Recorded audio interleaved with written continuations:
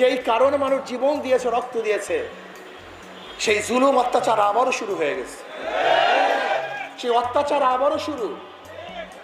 জ্বালাও পোড়াও, দখলদারি, চাঁদাবাজি, মিথ্যা মামলা। না, বাংলাদেশের জনগণ আর চাঁদাবাজি দেখতে চায় না। হয়রানিমূলক কোনো মিথ্যা মামলা হবে, এইটা আমরা দেখতে চাই না।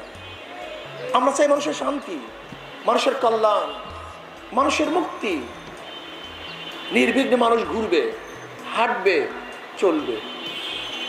মানুষ ঋষি হোক, কামার হোক, মজদুর হোক, জেলে হোক, তাঁতি হোক, মেতর হোক, শ্রমিক হোক, ধনী হোক, গরিব হোক, শিক্ষিত মূর্খ, পুরুষ মহিলা, প্রত্যেকটা মানুষের ন্যায্য অধিকার প্রতিষ্ঠিত করতে হবে।